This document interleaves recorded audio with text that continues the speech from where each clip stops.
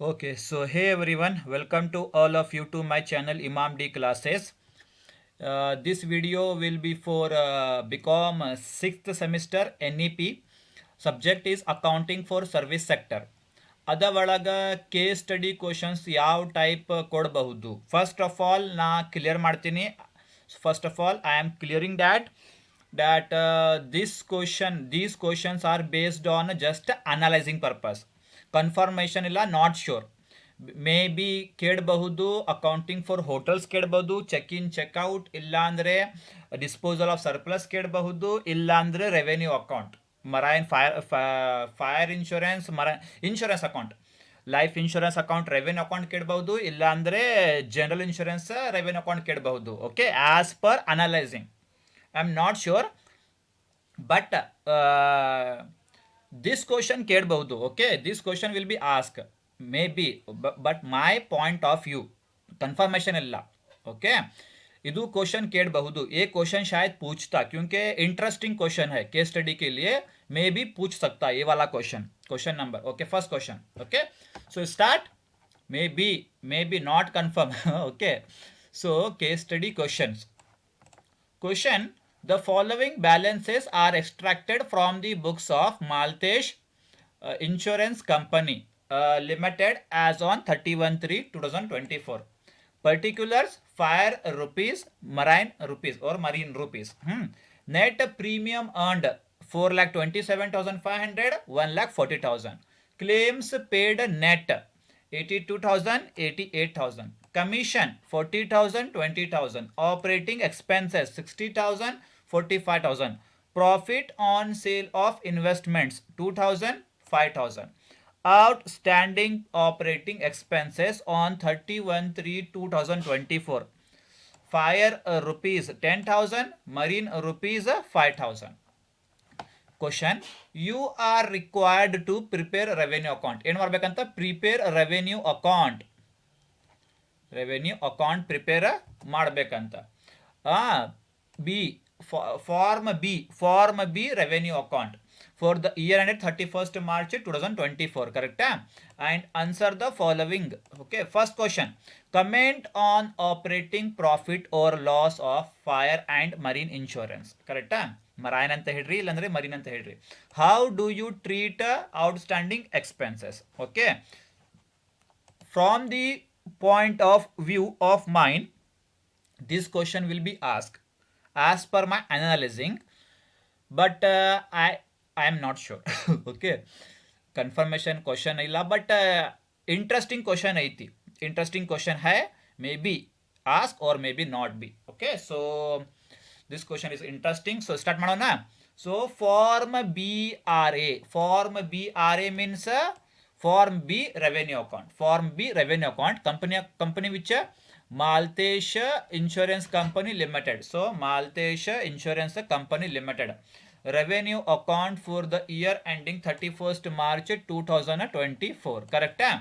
So particulars: schedule, fire rupees, marine rupees. Correct? So first item, premium earned. Net premium earned तगोरी 4,27,500, 1,40,000. ठीक है, जैसा है वैसा लेंगे. Premium earned, note number 1, schedule number 1, 4,27,500, 1,40,000. Correct? Next ಮತ್ ಇನ್ಕಮ್ ಯಾವುದು ಐತಿ? ಇಲ್ಲ ಐತಿ income. Profit on sale of investment 2,000 and 5,000 profit on sale of investment. Income ನೋಡ್ಕೋಬೇಕು, income. So profit on sale of investment, इले डैश नोट नंबर इल्ला, 2,000 इले 5,000. समझ में आया? अभी इसका टोटल करेंगे अभी. 4,27,500 plus 2,000 4,29,500. 1,40,000 plus 5,000 1,45,000. This is total a means income. Next, claims paid net 82,000, 88,000. तगोरी claims paid net note number 2, 82,000 ಆಮೇಲೆ 88,000. ಕರೆಕ್ಟಾ? This is general insurance company because fire and marine और marine. Next, commission 40,000, 20,000. So commission तगोरी, commission लेना है. Commission कितना है? Commission note number 3 का 40,000, नेक्स्ट यहाँ पे 20,000। समझ में आया? हाँ ठीक है। इसके बाद में क्या दिया? ऑपरेटिंग एक्सपेंसेस 60,000, उसके बाद में 45,000। ओके, सो ऑपरेटिंग एक्सपेंसेस नोट नंबर 4 70,000, उसके बाद में 50,000। ठीक है, यहाँ पे कुछ डाउट है? नहीं नहीं, इतना लेके टोटल करेंगे भी। तो टोटಲ್ ಮಾಡ್ರಿಪ್ಪ. ಔಟ್ಸ್ಟ್ಯಾಂಡಿಂಗ್ ಎಕ್ಸ್ಪೆನ್ಸ್ ತಗೊಂಡಿಲ್ಲ ನಾವು ಇನ್ನೂ. ಓಕೆ, ಹಾಂ ಹಾಂ ತಗೋಬೇಕಲ್ಲ. ನೋಟ್ ನಂಬರ್, ಹಾಂ note important, note is important. Schedule 1, schedule 2 and schedule 3 are not prepared because the amount of each schedule is given directly. ಹಾ, schedule number 1 premium earned readymade ಕೊಟ್ಟಾರ. schedule number 2 claims paid net readymade ಕೊಟ್ಟಾರ. schedule number 3 commission readymade ಕೊಟ್ಟಾರ ಅವರು. schedule number 1 premium and readymade ಐತಿ. Schedule number 2 claims paid readymade ಐತಿ. Schedule number 3 commission paid readymade ಐತಿ. Schedule 4 adjustment ಐತಿ. ठीक है, स्केड्यूल 4 के ऊपर क्या है बोलो? एडजस्टमेंट है. ऑपरेटिंग एक्सपेंसेस के ऊपर एडजस्टमेंट है. ऑपरेटिंग एक्सपेंस के ऊपर क्या है बोलो? एडजस्टमेंट है. इधर पहले एडजस्टमेंट ಐತಿ. ಔಟ್ಸ್ಟ್ಯಾಂಡಿಂಗ್ ಆಪರೇಟಿಂಗ್ ಎಕ್ಸ್ಪೆನ್ಸ್ ಅಡ್ಜಸ್ಟ್ಮೆಂಟ್ ಐತಿ. ಅಡ್ಜಸ್ಟ್ಮೆಂಟ್ ಆಪರೇಟಿಂಗ್ ಎಕ್ಸ್ಪೆನ್ಸಸ್ ಅಡ್ಜಸ್ಟ್ಮೆಂಟ್ ಐತಿ. ಕ್ಲೋಸಿಂಗ್ ಅಡ್ಜಸ್ಟ್ಮೆಂಟ್ ಐತಿ. ಕ್ಲೋಸಿಂಗ್ ಅಡ್ಜಸ್ಟ್ಮೆಂಟ್, ಸೊ ಆ್ಯಡ್ ಮಾಡ್ಕೋಬೇಕು. ಸೊ ನೋಟ್ ನಂಬರ್ 4 ರೆಡಿ ಮಾಡ್ಕೋಬೇಕು. Operating expense note number ready ಮಾಡ್ಕೋಬೇಕು. ಸ್ಕೆಡ್ಯೂಲ್ ರೆಡಿ ಮಾಡ್ಕೋಬೇಕು. ठीक है, तो schedule number 4 operating expenses particulars fire marine. Okay, operating expenses old operating expense कितना है? 60,000 है. उसके बाद में इधर 45,000 है. ठीक है ना, तो ऑपरेटिंग एक्सपेंसेस मरीन के फायर के अंदर 60,000, मरीन के अंदर 45,000. अब देखो एडजस्टमेंट के अंदर क्या दिया? एडजस्टमेंट के अंदर outstanding operating expenses on 31/3/2024 closing. So fire के अंदर कितना है? 10,000 है. मरीन के अंदर कितना है? 5,000 है. ठीक है, तो लेंगे अभी add outstanding expenses on 31/3/2024. Fire के अंदर 10,000, मरीन के अंदर 5,000. सो टोटल ಮಾಡ್ರಿಪ್ಪ 60,000 plus 10,000 70,000, 45,000 plus 5,000 is 50,000. This is the total operating expenses. Note number 4. Note operating expenses. Note number 4. Fire 70,000, Marina 50,000. अर्थ आयता ಎಲ್ಲರಿಗೂ? समझ में आया? सॉल्व करें इसको हम लोग. हाँ, इसको टोटल करेंगे अभी. टोटल ಮಾಡಬೇಕು. सो ಮಾಡ್ರಿಪ್ಪ 82,000 plus 40,000 plus 70,000 you will get 1,92,000. correct? Next 88,000 plus 20,000 plus 50,000 you will get 1,58,000. This is total B. अर्थ आयता? ओके, नेक्स्ट ऑपरेटिंग प्रॉफिट और loss. A minus B. A 4,29,500 minus 1,92,000. Positive 2,37,500. Correct है. बाजू 1,45,000 minus 1,58,000 minus 13,000 answer. Answer. Positive means profit.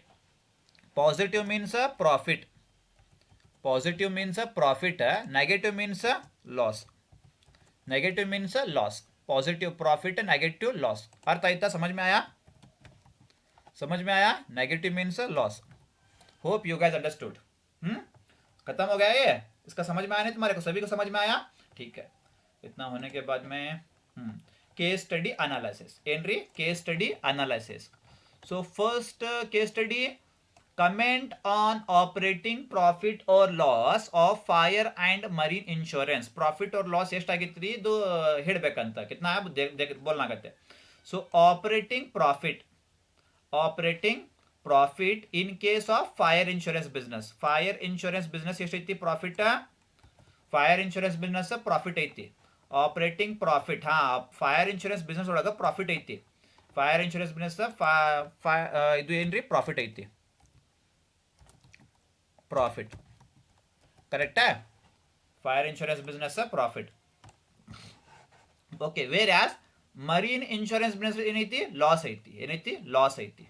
ಎಷ್ಟೈತಿ? -13,000 loss ಐತಿ.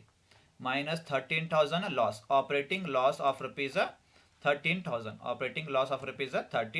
ಅರ್ಥ ಆಯ್ತಾ? ಹಾ, therefore marine insurance business should made efforts to increase revenue by reducing operating expenses. Revenue increase ಮಾಡಬೇಕಂದ್ರೆ expenses ಕಮ್ಮಿ ಮಾಡ್ಕೋಬೇಕು, ಅದು आवाग रेवेन्यू इंक्रीज आती। समझ में आया?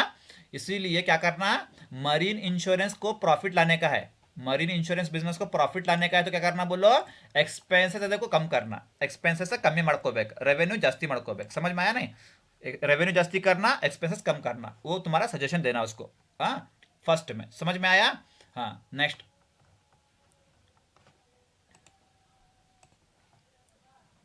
ओके, ऑप्शन 2 ಏನೈತಿ, how do you treat outstanding expenses? Second question. So, outstanding operating expenses on 31/3/2024 should be added. Should be added. Should be added to operating expenses. Should be added to operating expenses of respect to insurance business. Of respect to insurance business. ನೀವು ಏನು ಮಾಡಿರಿಪ್ಪ, operating outstanding operating expenses ನೀವು fire ಇನ್ಶೂರೆನ್ಸ್ಗೆ ಅದು add ಮಾಡಿರಿಪ್ಪ, marine ಇನ್ಶೂರೆನ್ಸ್ಗೆ ಅದನ್ನು add ಮಾಡಿರಿ। Okay, should be added to operating expenses of respect to insurance business. समझ में आने? अगर फायर का आउटस्टैंडिंग है तो फायर के आउटस्टैंडिंग को ऐड करना, मरीन का है तो मरीन के आउटस्टैंडिंग को ऐड करना। समझ में आया? This is the case study question, very simple, ಭಾಳ ಸಿಂಪಲ್ ಕ್ವಶನ್ ಇತ್ತು। ಅರ್ಥ ಆಯ್ತು ಎಲ್ಲರಿಗೂ? समझ में आया? I just dropped this PDF in a WhatsApp group also. Hope you guys understood. Very easy. Next, come to the next question. ಏನಾಯ್ತಿ? From the question, as you can see on the board, question is simple as well. From the following details relating to policy bazaar. Okay, actually ಬಾಜಾರ್ ಬರಬೇಕಿಲ್ಲ, ಬಾಜಾರ್ ಅಂತ ಐತಿ limited, calculate net claims ಏನು ಮಾಡಬೇಕಂತ, calculate net claims above said company, particulars column, fire business, marine business, miscellaneous business, claims on claims paid on DB means direct business, 2,50,000, 2,00,000, 1,75,000. Actually 1,75,000 ಬರಬೇಕು। Next ಐತಿ claims paid on RIB accepted. RIB accepted. Accepted means add. Accepted means add. क्या करना है? Accepted means add, plus करना है, accepted को plus करना है। समझ में आया? ऐड ಮಾಡ್ಕೋಬೇಕು। RIB means reinsurance business. Next, claims received on RIB reinsurance business ceded. Ceded means less ಮಾಡ್ಕೋಬೇಕು। Ceded का मतलब क्या करना है? लेस करना है। Ceded का मतलब क्या करना है? लेस करना है। समझे? ठीक है, ओके। फर्स्ट इसको खत्म करेंगे, फर्स्ट इस वाले को खत्म करेंगे, ठीक है। सो Barri, company name is policy बाजार limited, calculation of net claims, they are given calculation of net claims. So particulars, fire rupees, marine rupees, miscellaneous rupees. So first item same to same. First item, claims paid on DB direct business, 2,50,000, 2,00,000, 1,75,000. Same. Claims paid on a direct business, 2,50,000, 2,00,000, 1,75,000. ಅರ್ಥ ಆಯ್ತಲ್ಲ ಎಲ್ಲರಿಗೂ? Next ಬರ್ರಿ, second ಏನೈತಿ, claims paid on reinsurance business accepted ಐತಿ, accepted 1,50,000, 1,50,000. So claims paid on ಏನೈತಿ, claims paid on reinsurance, claims paid on reinsurance business accepted. Accepted means add. Accepted means add ಮಾಡ್ಕೋಬೇಕು. Accepted means add ಮಾಡ್ಕೋಬೇಕು. So add ಮಾಡೋಣ ಬರ್ರಿ, accepted means add ಮಾಡ್ಕೋಬೇಕು, so add ಮಾಡೋಣ। Okay, add 1,50,000, 1,50,000. Okay, so add ಮಾಡ್ರಿಪ್ಪ, 2,50,000 plus ಇದು 2,50,000 plus 1,50,000 4,00,000 ಬಾಜು 2,00,000 plus 1,00,000 3,00,000. Next 1,75,000 plus 50,000, 2,25,000. This is the total claims. This is the total claims. Okay, ಅರ್ಥ ಆಯ್ತು ಎಲ್ಲರಿಗೂ? Any doubt? ಇದ್ರಾಗ ಡೌಟ್ ಇಲ್ಲಲ್ಲ? ಓಕೆ, ಸೊ ಇದು ಲೆಸ್ ಮಾಡ್ಕೋಬೇಕು, ಇದು ಲೆಸ್ ಮಾಡ್ಕೋಬೇಕು, ಆಯ್ತಲ್ಲ? ಇದು ಕ್ಲೇಮ್ಸ್ ರೀ on reinsurance business seeded ಅಂತ ಐತಲ್ಲ, ಸೀಡೆಡ್ ಇದು ಲೆಸ್ ಮಾಡ್ಕೋಬೇಕು. ಆಕ್ಚುಲಿ ಲೆಸ್ ಮಾಡ್ಕೋಬೇಕು. ಇದು ಎಲ್ಲಿ ಲೆಸ್ ಮಾಡಾರ ಇಬ್ಬರು, ಇಲ್ಲೇ ಲೆಸ್ ಮಾಡಬೇಕು. ಇಲ್ಲಿ ಎಷ್ಟೈತ್ರಿ, ಕ್ಲೇಮ್ಸ್ ರೀ ಇನ್ಶೂರೆನ್ಸ್ ಸೀಡೆಡ್ ಅಂತ ಐತಲ್ಲ, 35,000 40,000 45,000 ಇದು ಲೆಸ್ ಮಾಡ್ಕೋಬೇಕು. ಎಲ್ಲಿ ಲೆಸ್ ಮಾಡಾರ ಅಂದ್ರೆ ಇಲ್ಲಿ ಲೆಸ್ ಮಾಡಾರ ನೋಡ್ರಿ. ಆಕ್ಚುಲಿ ಟೋಟಲ್ ಕ್ಲೇಮ್ಸ್ ಆದ್ಮೇಲೆ ಲೆಸ್ ಮಾಡ್ರಿ, ಬಟ್ ಚಾಯ್ಸ್ ಐತಿ, ಇಲ್ಲಿ ಲೆಸ್ ಮಾಡಾರ ನೋಡ್ರಿ, ಇಲ್ಲಿ ಲೆಸ್ ಮಾಡಾರ. Claims received on reinsurance business seeded और लेस मारिಲ್ಲ. यहाँ पे लेस किए, वो यहाँ पे लेस किए, समझे. 35,000 40,000 45,000 एक्चुअली टोटल क्लेम्स के बाद में लेस करना. कहाँ पे टोटल क्लेम्स के बाद में लेस ಮಾಡಬೇಕು. ಇಲ್ಲ ಅಂದ್ರೆ ಇಲ್ಲಿ ಲೆಸ್ ಮಾಡ್ರಿ, ಪ್ರಾಬ್ಲಮ್ ಇಲ್ಲ. ಬಟ್ ಲೆಸ್ ಮಾಡ್ರಿ. Okay, you have choice. After total claims ಆದ್ಮೇಲೆ ಲೆಸ್ ಮಾಡ್ರಿ, ಇಲ್ಲ ಅಂದ್ರೆ ಇದು आड आउटस्टैंडिंग ಬಂದ್ಮೇಲೆ ಲೆಸ್ ಮಾಡ್ರಿ, ಪ್ರಾಬ್ಲಮ್ ಇಲ್ಲ. समझ में आया तुम्हारे को. टोटल क्लेम्स के होने के बाद में लेस करो, या तो यहाँ पे आउटस्टैंडिंग ऐड होने के बाद में लेस करो, चलेगा. बट लेस करना 35,000 40,000 45,000. Hope you guys understood. Okay, so after this next closing ನೋಡ್ಕೋಬೇಕು. Closing add outstanding claims on 31/3/2023. Outstanding claims on 31/3/2023. First closing, आमेले opening. So add outstanding claims on 31/3/2024. Correct. ಇದ್ರಾಗ ಏನೈತ್ರಿಪ್ಪ, ಫಸ್ಟ್ ನೋಡ್ರಿ, on direct business 14,500 15,000 17,000. On reinsurance business accepted means add ಮಾಡ್ಕೋಬೇಕು, ceded means less ಮಾಡ್ಕೋಬೇಕು. ठीक है, seeded क्या करना है, लेस करना है. So 16,000 16,500 17,000. On re-insurance business seeded 17,500 18,000 18,500. ಹೌದಲ್ಲ.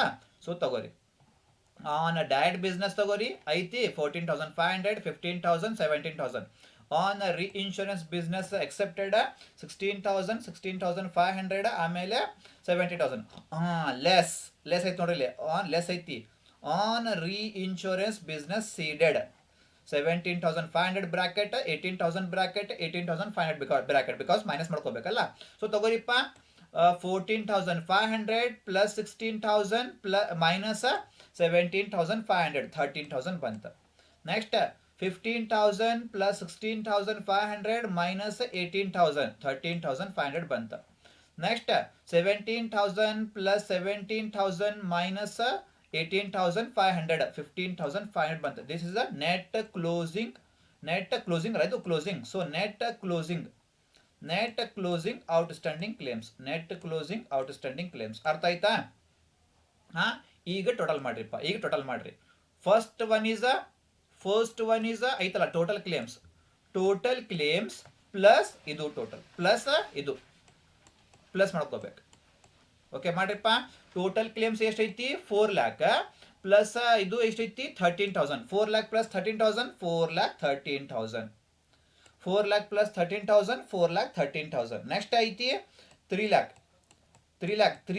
Plus 13,500 3 lakh plus 13,500 3 lakh 13,500. समझ में आया?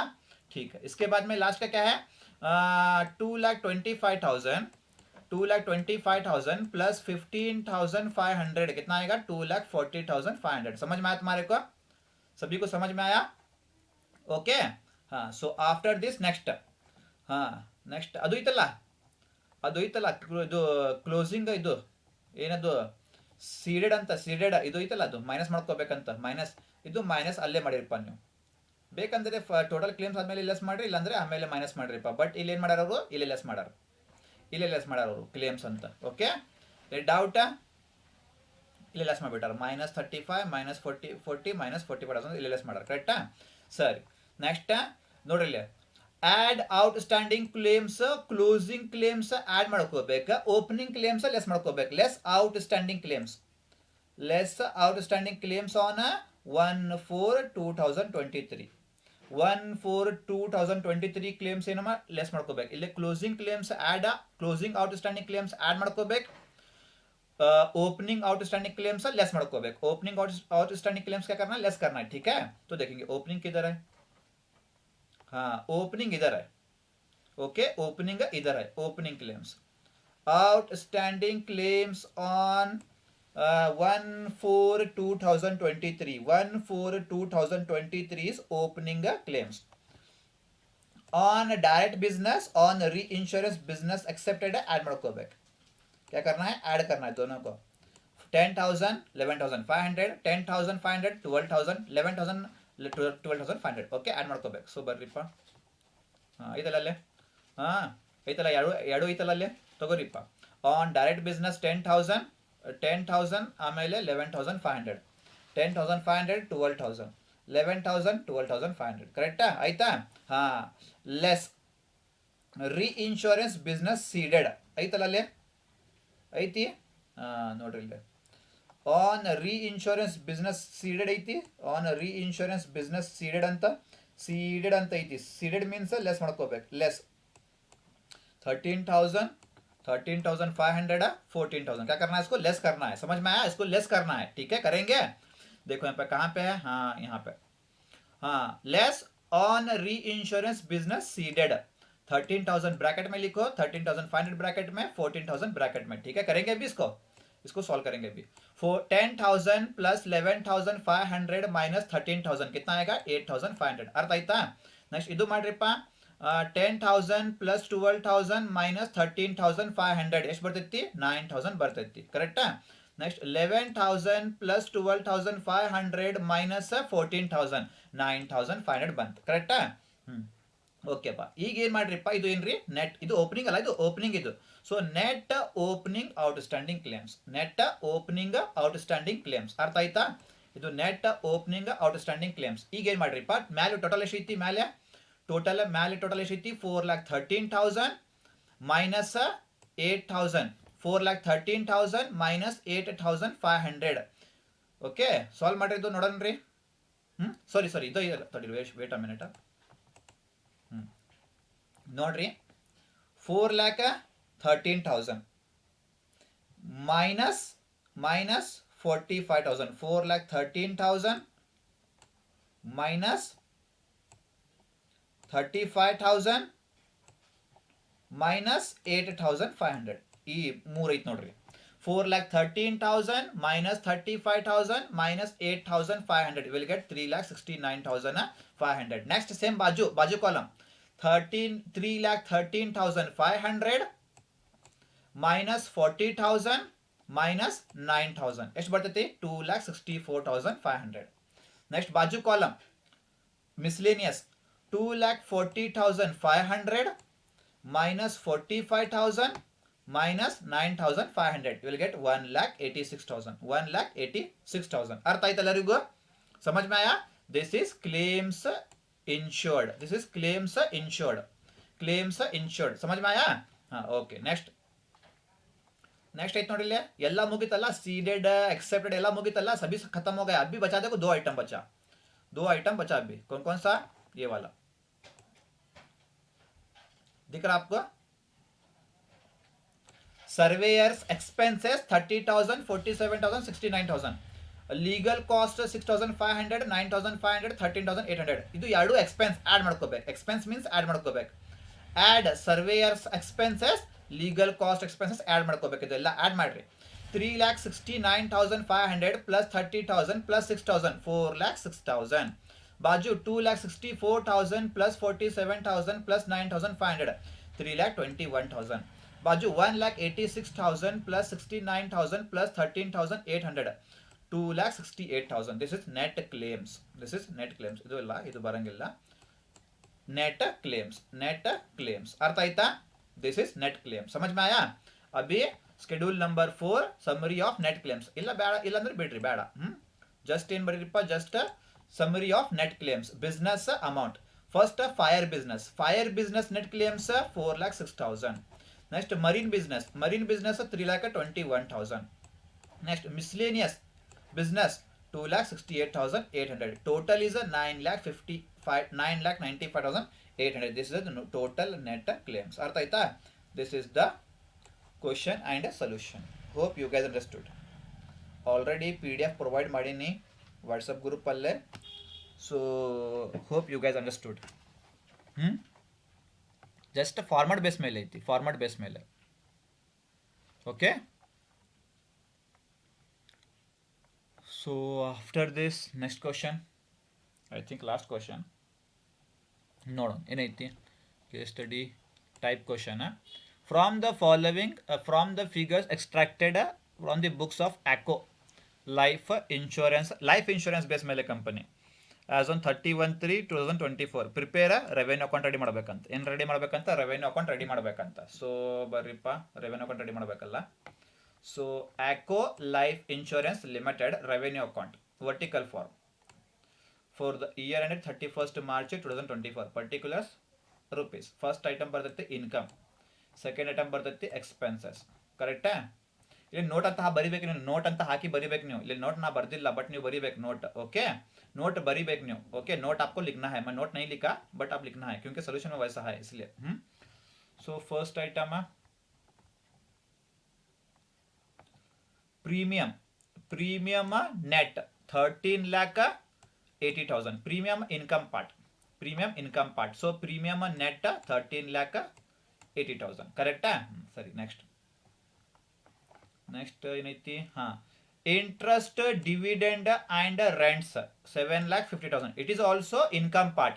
It is also income part. So interest, dividend and rent, it is also income part. 7,50,000. correct? Next schedule ಹಾಕಿ ಬರಿಬೇಕು ನೀವು. schedule ಹಾಕಿ ಬರೀರಿಪ್ಪ. schedule डाल के लिखो. next fines and fees. fines and fees 4,000. fines and fees 4,000. So fines and fees also निम्न income. Okay, निम्न customers निम्गे ಕೊಡ್ತಾರೆ. तुम्हारे customers तुम्हारे को पे करते हैं. फाइन्स एंड फीस तो तुम्हारे लिए income. Fines and fees income 4,000. Correct है? Next income tax. Income tax rupees 1,18,000. Income tax ನೀವು ಪೇ ಮಾಡಬೇಕು ಗವರ್ಮೆಂಟ್ಗೆ. इनकम टैक्स ನೀವು ಪೇ ಮಾಡಬೇಕು ಗವರ್ಮೆಂಟ್ಗೆ. So income tax is a income tax is the expense side. Income tax is the expense side because it is expense to the insurance company. correct? next ಏನೈತಿ? management expenses. management expense also expense side. management expense also expense side. so management expense management expense also expense side. correct? expense 1,75,000. next ಮತ್ತೇನೈತಿ? annuities paid ಅಂತ ಐತಿ. annuities paid 10,000. paid means expense side. annuities paid means expense side. annuities paid annuities paid expense side. correct? expense side. okay, so done. next ಮತ್ತೇನೈತಿ? commission paid. paid ಅಂತ ಐತಿ. paid means expense. paid means expense. commission paid expense side. commission paid commission paid ಇದರಲ್ಲೇ commission paid. commission paid is also expense side. समझ में आया? Next क्या है? Surrenders paid. Surrenders paid है. Paid means expense. Paid means expense. तो surrenders paid means expense. Paid means surrenders paid is also expense side because paid अंत इति. समझ में आया? Next profit on revaluation of reversions rupees 4,000. Profit on revaluation of reversions rupees 4,000. Profit ಎಲ್ಲೇ ಬರ್ತೈತಿ? Okay, profit means income. Profit means income. So income side. Profit means income. So profit on revaluation of reversions profit means income. So 4,000. ಕರೆಕ್ಟಾ? Next reinsurance not recoverable bad debts. reinsurance not recoverable bad debts. okay, 1,000. the reinsurance not recoverable bad debts, it means in repair expenses. reinsurance not recoverable bad debts. bad debts andre expense. bad debts means expense. so expense side 1,000. समझ में आया? next claims. next claims less reinsurance. claims less reinsurance claims 8,90,000. claims less reinsurance claims 8,90,000. it is expense, I think. it is expense. claims less reinsurance claims. claims less reinsurance claims 8,90,000. it is also expense. ये भी क्या है? expense है. ठीक है. इसके बाद में Consideration for annuities granted. Consideration for annuities granted rupees 45,000. I think this is income. Consideration for annuities granted is the income 45,000. ಹಾ ಆಯ್ತಲ್ಲ, consideration for annuities granted income ಅಲ್ಲ, ಇದು ಇನ್ಕಮ್ 45,000 ಆಯ್ತಾ. ಸಮझ में आया. Next, decrease in valuers liability. Decrease in, increase ಅಲ್ಲ, decrease in valuers liability rupees 2,50,000. decrease in valuers liability. decrease in valuers liability means income. liability decrease agitri means decrease in valuers liability means income. increase in valuers liability andre expense. increase in valuers liability andre expense. decrease in valuers liability means income. correct ah? समझ में आया. next, ಮುಗಿತೆಲ್ಲ. ಆಮೇಲೆ transfer to 10%, transfer to 10% profit to catastrophe reserve fund. 20% of profit is to allocated to share holders. Balance carry forward to balance sheet. Assuming 20%, assuming that if 20% of profit to catastrophe reserve fund 10%, ಇದು second condition. ಇದು second condition. This is second condition. ನೋಡೋಣ. ಬರೀಪ್ಪ first ಮುಗಿಸ್ಬಿಡೋಣ. First ಇದು okay, total ಮಾಡಿರಪ್ಪ ನೋಡೋಣ. 13,80,000 plus 45,000 plus 7,50,000 plus 4,000 plus 4,000 plus 2,50,000. You will get total income A 24,33,000. Next expense side 8,90,000 plus 10,000 plus 85,000 plus 54,000 plus 1,75,000 plus 1,000 plus 1,18,000. Total is a total expense B 13,33,000. ಈಗ surplus, surplus ಅಂದರೆ profit. Surplus means a profit. Capital A, total income A minus total income B. A minus B. A ಎಷ್ಟೈತಿ? 24,33,000 minus 13 lakh minus 13,33,000. Answer ಎಷ್ಟು ಬಂತ್ರಿಪ್ಪ? 11 lakhs positive. 11 lakh positive means 11 lakh surplus ಬಂತ.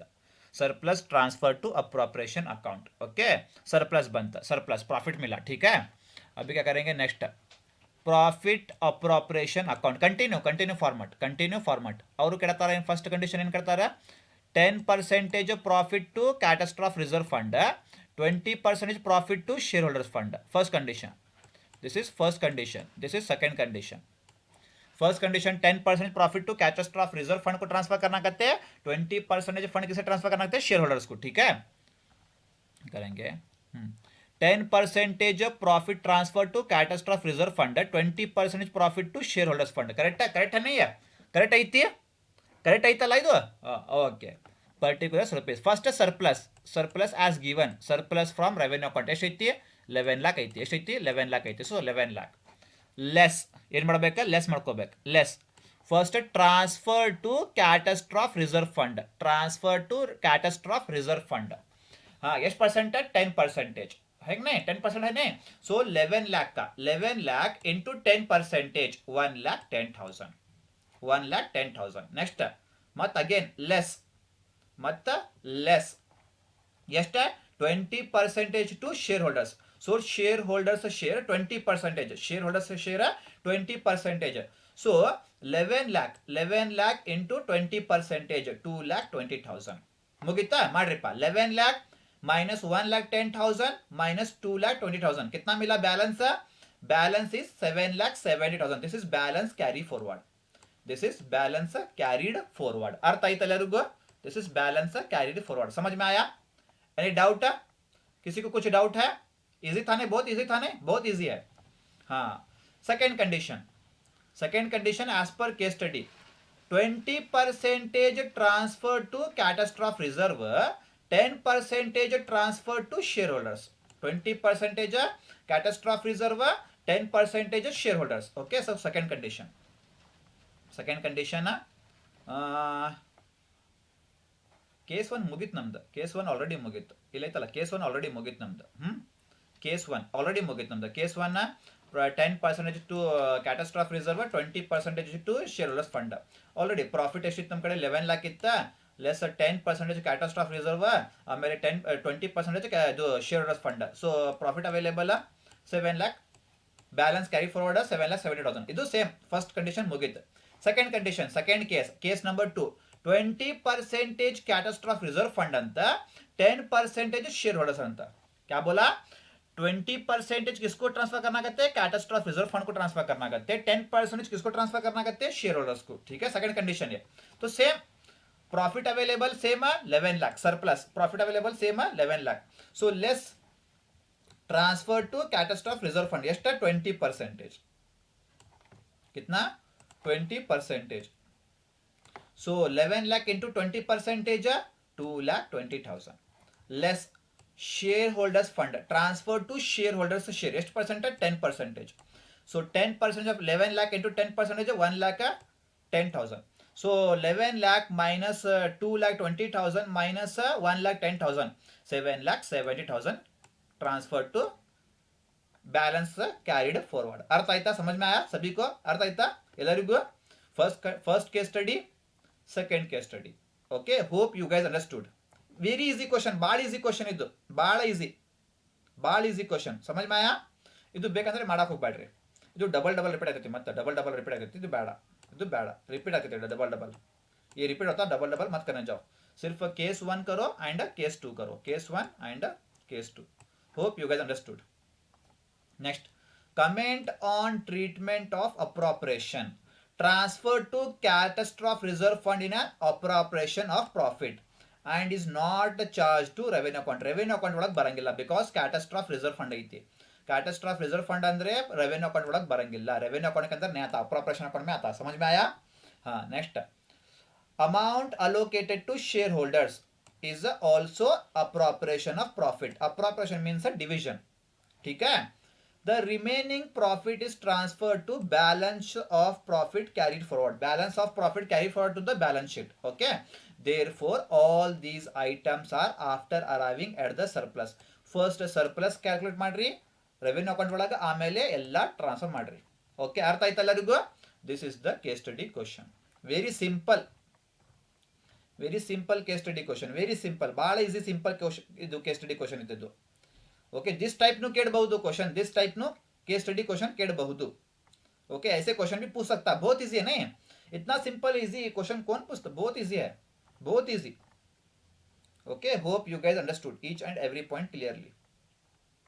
Okay, so with this I will conclude the accounting for service sector class here only.